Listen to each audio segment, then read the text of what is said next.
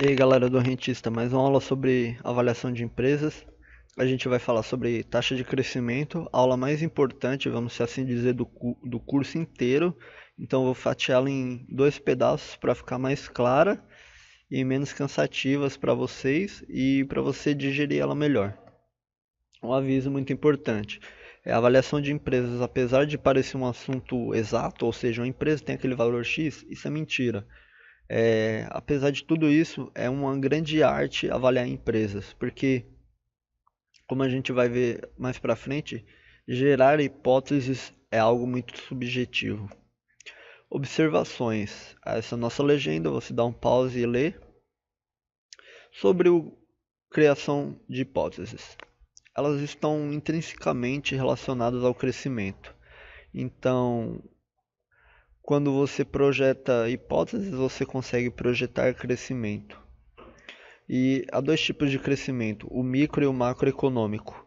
Macroeconômico seria via drivers. Como assim drivers? Imagina que você tem uma farmácia, está crescendo idoso no mundo. Então provavelmente você vai vender mais remédio e obter mais receita. Ou o PIB pode crescer e as pessoas melhoram seu estado de saúde.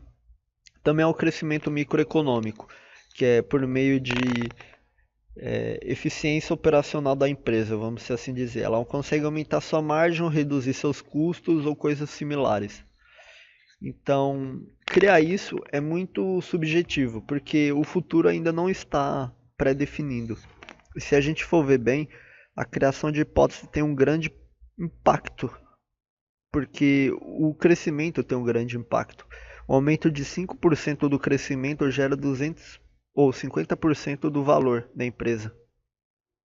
Só que a gente vai ver mais pra frente que nem tudo isso é verdade. O grande problema central de criar hipóteses e de crescimento é o seguinte: será que crescer realmente gera valor? A gente vai ver mais pra frente ou ao longo do curso que nem sempre crescer é a melhor hipótese. Porque muitas vezes você tem uma padaria que não cresce, só que ela consegue rentabilizar muito, enquanto a outra cresce e não rentabiliza tanto. E a gente verifica nisso que a primeira padaria, apesar de não crescer, ela é ótima. E é aí que reside o valor das coisas. É você conseguir pegar dinheiro barato e fazer esse dinheiro virar muito. Um exemplo prático aqui é: imagina que a gente consegue três projetos. Todo mundo pega pelo mesmo valor o dinheiro, 15%. Só que o primeiro cara ele rentabiliza muito, 45%, ou seja, ele tem valor a mais. E o VPL dele é 100, enquanto o segundo é zero e o terceiro é menos 100. O que significa? A gente vai ver mais pra frente. Gerar premissa que a gente está vendo, a gente no primeiro projeto o cara conseguia captar dinheiro e lucrar com isso. Só que no mundo real, quando você tem lucro, você atrai outras pessoas para ter lucro. Ou seja, o seu lucro vai diminuindo ao longo do tempo. Nada mais é do que o mercado está abrindo e são poucas empresas que conseguem manter essas barreiras de entrada e essas barreiras, essas vantagens competitivas. Se a gente verificar, são muitas poucas mesmo. Um exemplo é a Coca, por exemplo. Acredito eu que a Coca está há um bom tempo no mercado e tem uma grande barreira no mundo dos refrigerantes cola, que é a sua marca, porque ela virou sinônimo de refrigerante cola. Ou seja, para crescer, para ter esse crescimento, será que é de graça? Não, a gente vai ver que não é. Para você aumentar alguma coisa, você tem que gastar dinheiro. É uma premissa fundamental. A gente também vai verificar que VPLs positivos geram valor igual a zero, não muda nada, e menor que zero está destruindo o seu valor. Então, a chave para crescer é gastar dinheiro, mas como isso acontece? O investimento nada mais é do que o ativo final menos o inicial. A gente fazendo álgebra, a gente chega que o investimento nada mais é do que o ativo inicial vezes uma taxa de crescimento. A rentabilidade do patrimônio nada mais é do que o resultado operacional sobre ativos, que a gente vai ter essa razão. Se você colocar a equação 2 na equação 1, fazendo uma álgebra na equação 2, a gente vai obter essa equação em vermelho, que é investimento é igual ao resultado operacional sobre G, ou vezes G sobre R. E aqui tem, ao lado tem um quadro muito claro de duas opções da empresa. Quando ela tem resultado operacional, ela retém o lucro dela para poder crescer ou ela distribui em formas de dividendo, sendo a primeira parte muito comum em empresas jovens que buscam mais share ou estão expandindo a operação, e a segunda são em empresas mais consolidadas, como empresas de energia, empresas de cigarro, entre outras coisas. Vamos a um exemplo. Imagina que a gente tem uma empresa que retorna 10% do capital e que ela cresce 5% e tem uma perpetuidade com caixa inicial de 100. O CFO chega para você e fala, ó, eu fiz a avaliação, vale 2.000, mas como você é um cara firmeza, vou te vender por 1.200. Vamos fazer as contas para ver se a gente concorda com o que esse camarada está falando? O que ele está fazendo aqui nada mais é do que o seguinte. Então a gente tem o caixa da nossa empresa, certo? A gente vai pegar 0,11, que é 10, vezes 0,05. A gente vai obter o valor de 2.000. Será que está certo? Não, porque crescer gasta dinheiro, como a gente tinha falado. Então vamos fazer aqui.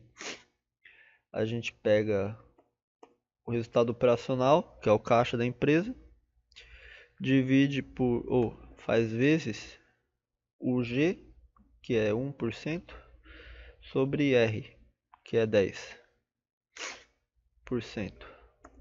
Então a gente obtém que o investimento que precisa para crescer 1% é R$ 10. Ou seja, o caixa efetivo nada mais é do que o caixa menos o investimento que você aplicou, certo?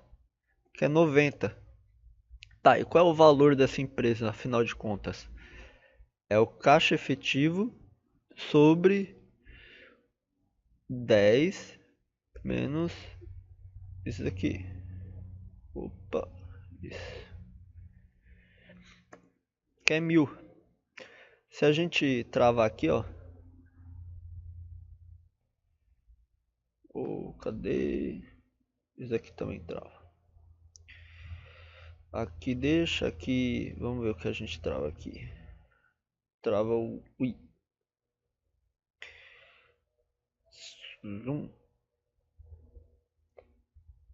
Cadê o que eu errei aqui? O que tá? Pera aí, galera.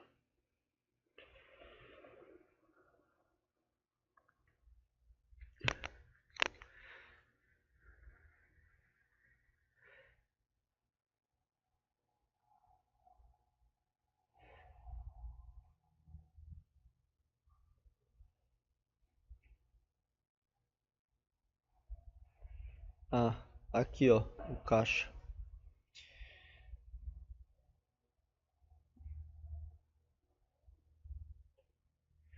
Ou seja, o valor dela crescendo ou não é igual. Mas por que isso? Porque como a gente viu, crescer tem que gastar dinheiro.